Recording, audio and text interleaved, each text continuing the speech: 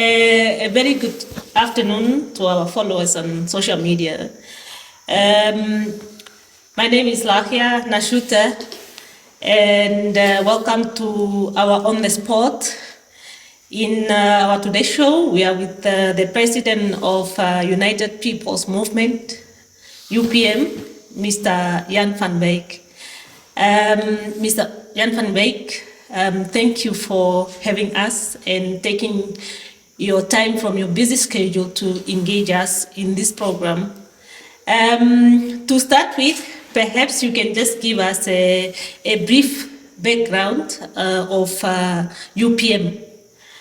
Speak to us about the ideology of the party and perhaps your stronghold. Yes, thank you very much for the opportunity. The United People's Movement was established in 2010, registered with the ECN on the 27th of July 2010. And it's a Christian party.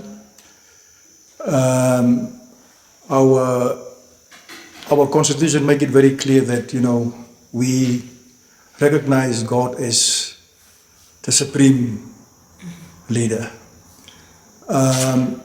As a Christian party, we really try to work on the ground and to educate our people around our Christian values.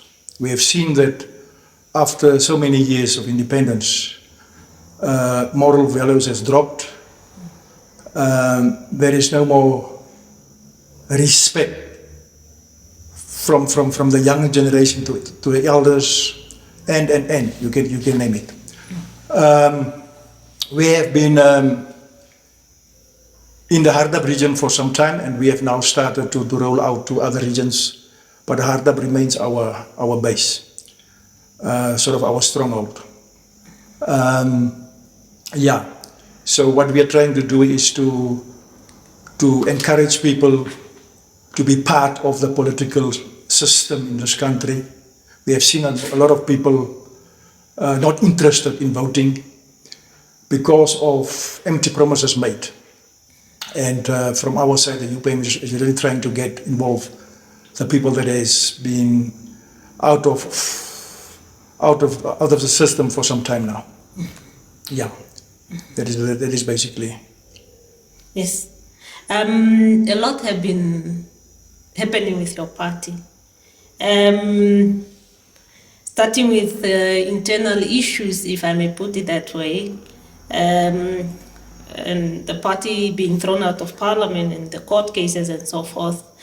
If I remember very well, it started with the suspension of your Secretary General. If you can perhaps just again give us a brief of what transpired, why the Secretary General was fired and some key party members. Yes. Discipline is to us very important. And if a member, especially senior members, are unruly or misbehave, then of course you need to address it. And that is what the party did, to address matters of concern, and that was not acceptable to these people. They went further, and yes, the Central Committee at the end of the day, they had to take a decision and to terminate the membership of the UPM. And that is basically where we are. There are no more members because of the fact that they were not prepared to accept decisions of the party. Yeah. Okay, your party, or People's Party, entered into a coalition with PDM in 2019. That resulted into UPM having about 3 seats in National Assembly, and you being the second, the vice president of the coalition government, if I may, I'm speaking under correction. Yeah. What informed your decision, or the UPM decision, to enter into that coalition with PDM? Yes, when we started in 2010, actually worked closely with the DTA at the time. That was a decision of the leaders at that time to support the DTA in 2009 elections. In 2010, we contested local authority elections under the UPM, and 2014 we agreed to vote for the then president of the DTA, and then for the National Assembly for the UPM. Now in 2019, we were of the opinion that working together as an alliance, not as a coalition. There's a difference between a coalition and an alliance. So it was agreed that we'll work together as an alliance. The agreement actually indicated also that for the presidential and National Assembly elections 2019 and the regional local authority elections 2020, we'll work together as an alliance. That is what the agreement stipulated. Now, we've worked together, and we got actually 3 spots on the joint party list. It was a joint party list. Number 6, number 13, and number 19, 18. Those were the 3 spots that was allocated to the UPM. So we went into the alliance. It went quite well in the beginning. But then, of course, when you have some changes in leadership, you always have questions on issues that happened before and so on. And we've decided then in 2022 to take part in a by-election in Swakopmund. Now that decision was not taken lightly by the PDM. And then we actually realized that there was actually some hidden agendas during the formation of the alliance in 2019. But we tried our best to keep the alliance together. And then, of course, 2023, the UPM, actually called political parties together to see whether we can form a bigger front to contest this year's elections. Unfortunately, parties were not interested, including the PDM, were not interested, because from the start they wanted to have the leadership of the alliance or the coalition, whatever it would have been. And then, since, as I have said, there was nothing in the agreement saying that 2024 we should still support Manani or the PDM. So we've decided that we will go and support a better option. In the sense that Ali Angula is a God-fearing leader, a leader that is not ashamed to talk about God, and for that decision, PDM decided to kick us out of Parliament. We are still in court, unfortunately. Some delays from the side of the court, and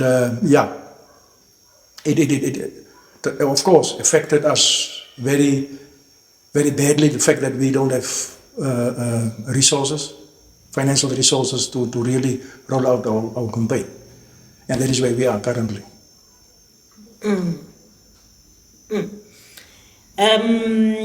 Yes, that could lead us to our next question, where we wanted to find out how the PDM saga affected your party campaign, especially when you have to roll out and be on the ground.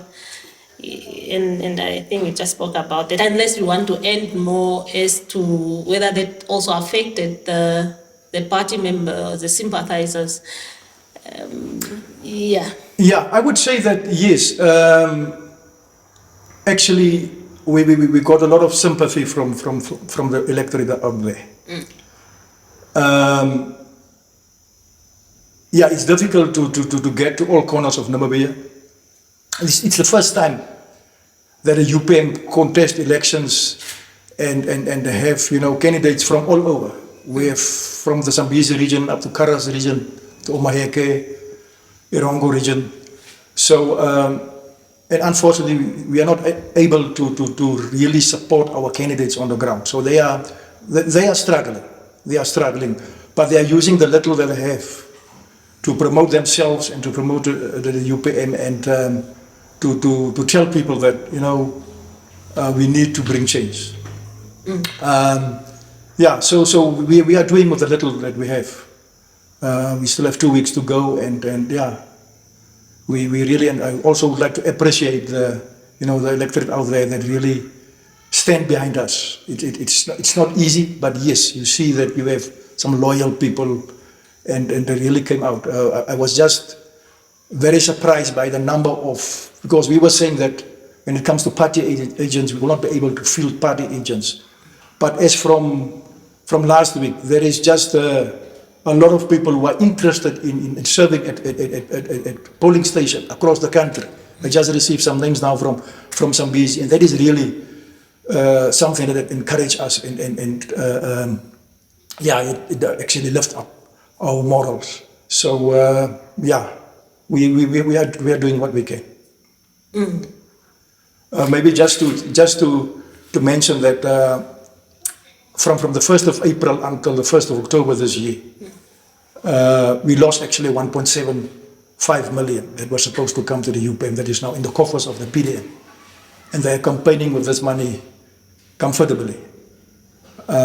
So we wait for the court case and see what happens. But for now, we are concentrating on this campaign and see what we will get from the voters out there. Yeah. What is the status of your court cases? Where we stand? I think that the final hearing will be on the 30th of January. Yeah. So it's still a long way to go. So for now, we don't want to concentrate on the court case. We want to concentrate on this campaign. Make sure that we get a message out there, and that's it. You decided not to run for presidential election. Yes. And ask the members of UPM to throw their support on Lahja, the independent candidate. Again, what informed your decision, and how was the reaction from the UPM members that were expecting you to run for that position? Yes, thank you. Yeah, when the UPM was formed, and it's also in our constitution, the UPM was formed, and it was agreed upon that we will only contest National Assembly elections, regional council elections, and local authority elections. And it's for that reason that we previously supported the DTA and then the PDM. So if we need to, to field the presidential candidate, of course, we need to amend first our constitution, party constitution. It is for that reason that the executive committee took a decision in saying that, okay, we are going to, this time around, we are going to support another candidate, because from 2009 we supported one party president, and it is quite clear that the people out there, the voters out there, are not interested in the candidate that they are taking on the podium to be voted for. So we were saying that this time around we are going to look at a different candidate, a good candidate that really a young person, capable, and therefore we went for Lahja, and we don't regret that. We took that decision and we stand with it, and she remained with us, and of course we'll support her in 2029 as an independent presidential candidate. It was a bit disappointing for us to have realized that she could not make it.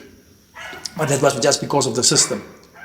We were with her all the time, and it's just that we could not, load all that information on the system. Otherwise, she would have been part of these elections. But yes, she sat with us, and we will continue supporting her. Now, you will be surprised to see how many people were supporting Lahja. And we are sitting with the question. Now that Lahja is not going to contest presidential elections, which candidate are you going to support?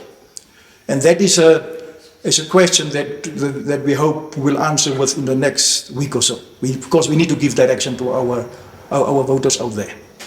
Because there is a lot of Ali Anguilla supporters that would have, that will vote for the UPM, but we also need to give them direction.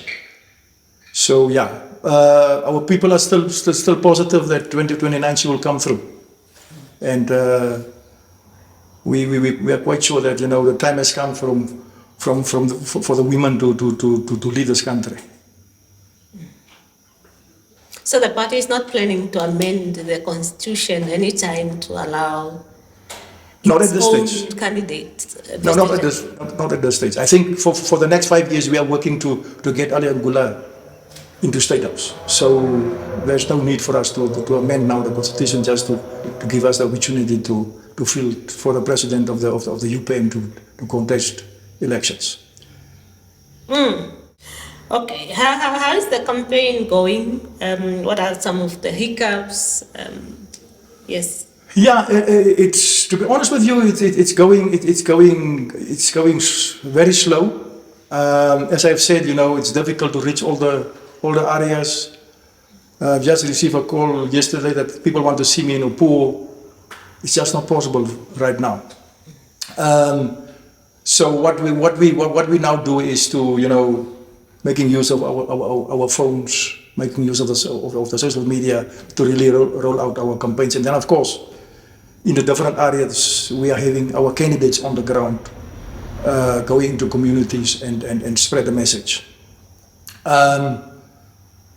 Yeah, and then of course I'm quite happy with the involvement of the youth. We have about 72% youth representation on our party list. So there is a lot of interest from the side of the youth, and I believe that for the years to come, the youth will come through and they will air their voice.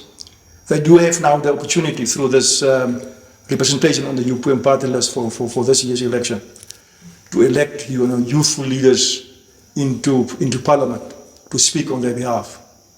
We have on the top 10 we have 5 leaders of the Youth League, and of course we have also on our list 59% women representation. That is also a very good thing for us. And then of course I think the UPM is the first party that could get together the former military forces. We have representation from the side of Plan and also from the side of Swarthoek and Kuvut in the top 20 of the party. So really I think that is a good thing for the country. We are there to unite our people and make sure that the voices of the people are heard. As I've said, the youth are well represented. We are also looking at the marginalized peoples. They are having 2 representatives in the top 20. People living with disabilities are also represented under the top 20. So yeah, there is a positive mood. Even this morning I received 2 new members, youthful people that has seen us moving around and they came to join the UPM, and I'm glad. All the glory to God. I can only say that God has told me in a dream that it's going to be difficult, and it's difficult, yes, but He also promised that He will get us through this. So I believe that He will take us through. What would be UPM's solution to those former soldiers or veterans that are struggling to get government audience? The first thing that we are saying is that the Veterans Act is discriminating. That act should be amended to ensure that all former fighters, whether they are from Plan, for Swarthoek, Kuvut, that all of them should get veteran status. I'm a former Swarthoek member myself. I was not asked to sit around. I was instructed. I was called. I got my papers and I had to go. Some of my my friends ran away, opted not to go. But I went there, and I'm not scared to say that, I went there because at that time I believed it was the right thing to do. So first thing is to amend the Veterans Act and make sure that all people that were fighting, whether they were in the country or outside the country, if there is proof that these people were part of, the military actions at that time, they should benefit from what we have currently. If you look at the current situation where you have money paid to ghost veterans, it's a clear sign that the entrusted ministry or the entrusted government does not have measures to really appreciate and make sure that these people are taken care of. So this money that was paid, we just saw very recently 8.8 million paid to ghost veterans. Who really received that money?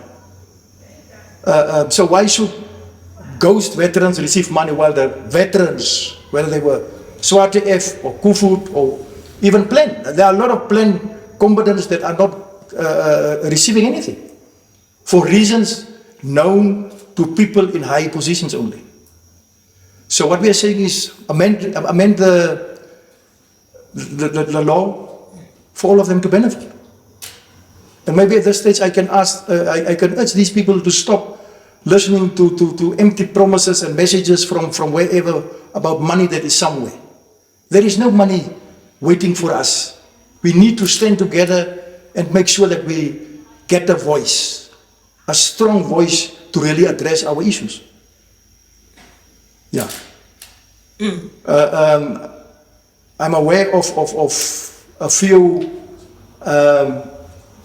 people that are currently living with disabilities because of what happened in the war.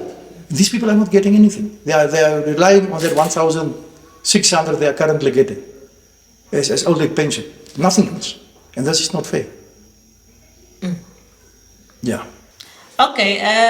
Lastly, what is your party strength with these upcoming elections?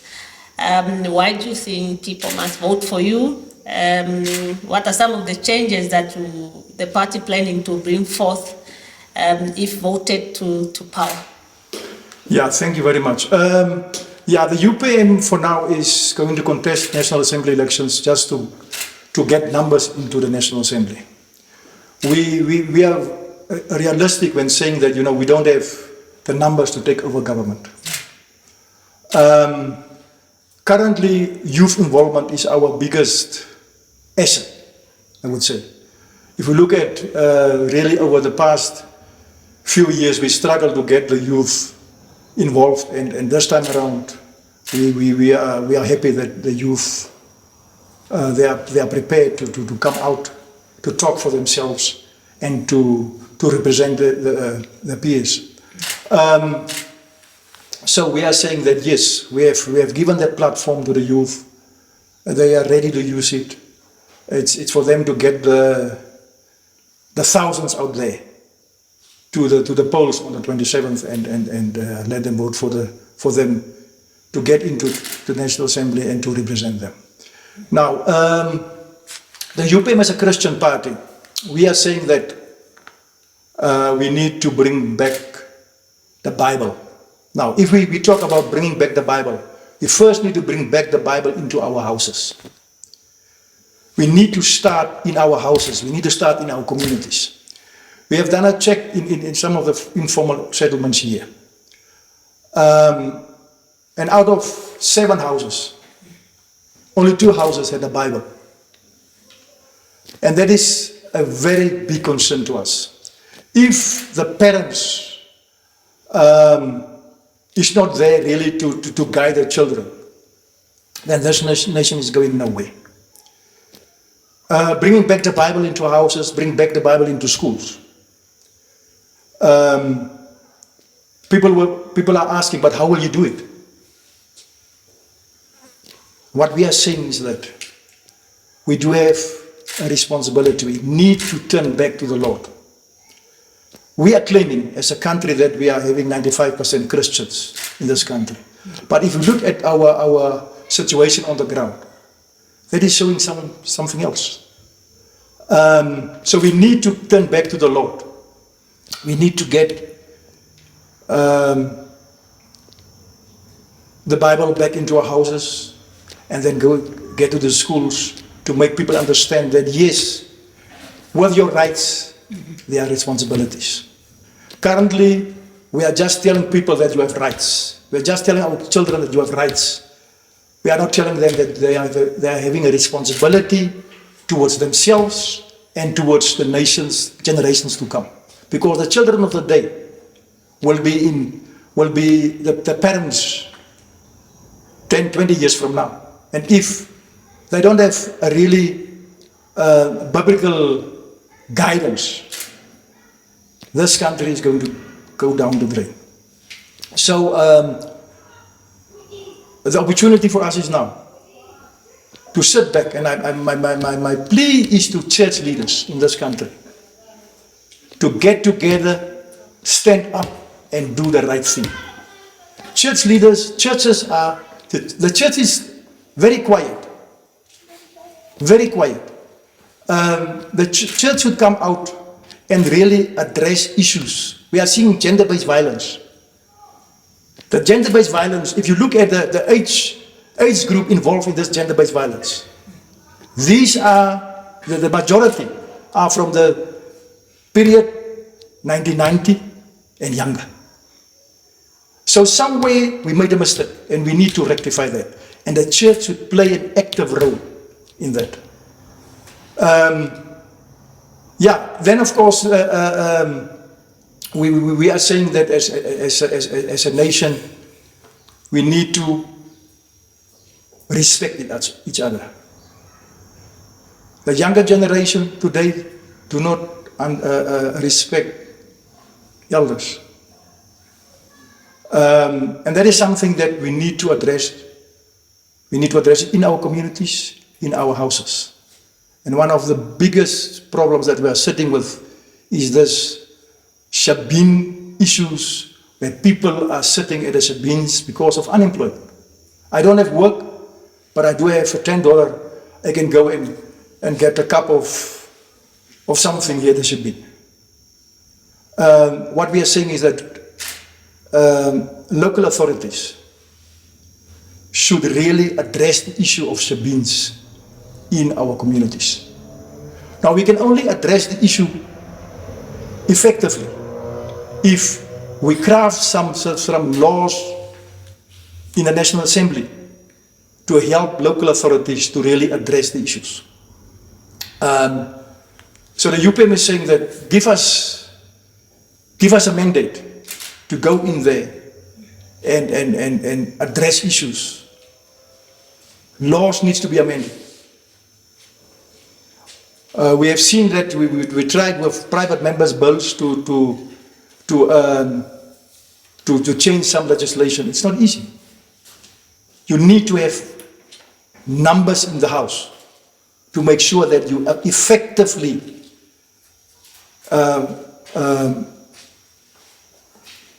concentrate on amending laws, and also whether it's the Swabo party or whichever party that comes into power, to make sure that those people are listening to the minority, because currently majority rules. Minority doesn't have a say. If you are a minority, you are nothing in this country.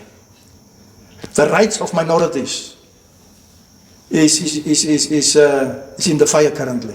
And I just spoke to one of the Sun leaders this morning, and the old man is crying because there is really no assistance from government side when it comes to certain minorities in this country. And UPM is saying that we will address some of these issues, minority. The other thing that we need to address is the urban land issue. We see a lot of shacks around this country because of land. People don't want, local authority councils doesn't want to give land to people who does not have money. We need to change that. And we are saying as the UPM that we want to see people getting land in urban areas, give people PTOs, permission to occupy, in order for them to use that land as collateral to go to the bank to get a loan to build a proper house. We will not get proper housing in this land if you don't have a piece of land to sit on. If you don't have land, you will not have a house, you will not have access to sanitation, you will not have, all this. So first, give the people land. And we are saying is that in local authorities where the UPM will get, a majority next year, we will give land to the people, we'll give them PTOs in a proper way for those people to build houses for them. You will see people staying in shacks. The fact that person is staying in a shack doesn't mean that person doesn't have money. They might have money, but because of not having access to land, he is forced to live in that situation. And we need to change that. And that is one of the first things that the UPM is going to attend to really, and we have tried to address it in the National Assembly, this thing of having urban land proclaimed. It's a nightmare. It's taking just too long to get land proclaimed in town councils or municipalities for that land to be occupied by people. It's just taking too long, and in the meantime, people are squatting. So we need really to address this issue of laws and regulations that prolong the suffering of people. And the UPM will if given the opportunity, through the youth. If you look at, as I've said, 72% of our list is younger than 35. They will go in there and they will talk on behalf of the people out there. So my call to the youth out there is, through the UPM, you do have the opportunity now to get yourself into parliament. Go out there, vote for the UPM, and these young people, when they go in there, keep them on their toes. Make sure that they represent you. Talk to them, give them the instructions what to address and how to address them. So I believe that the young people will come out in numbers, but they need to make the right decision. We have seen unemployment. I've just seen today in the social media that we are even importing HR practitioners. Financial managers are imported. They are getting work permits while we are sitting with graduates on the street, and this is not fair. So make use of your vote on the 27th. Vote for the UPM and get representation. That is my call to our people out there. What we are saying is that we need to put money in the pockets of our people. Job creation is always a problem. Now put money in the pockets of people to create jobs for themselves. That is what we are saying. And we have seen it, people getting $500 per month with the basic income grant. We have seen it that people went out there, they put up barber shops with that $500. We have seen ladies, baking bread from that 500. We have seen people having small gardens, providing food for themselves, and also sell some of the stuff to feed themselves. So what we are saying is we need to put money into the pockets. Now the question is, where will you get the money? This country is having the money. The only problem is that billions are leaving this country daily through our mining sector. And that billions needs to benefit the people of this country. We need to change our laws relevant to the mining sector to get the money for our Namibians to benefit. It doesn't mean that we should become lazy because of that. What we are saying is, when you get the opportunity Make use of that opportunity so that tomorrow you can feed yourself and you can provide jobs to others. Yeah. Mr. Van Wyk, thank you so much. We have come to the end of our show. We really appreciate the fact that you take your time to sit with us. Thank you so much, sir. No, thank you very much, Oldo. All right. I really appreciate it. Thank you, sir. Yeah. Okay, that brought us to the end of our On the Spot with the UPM President, Mr. Jan Van Wyk. Until next time, thank you. Good day. Bye-bye.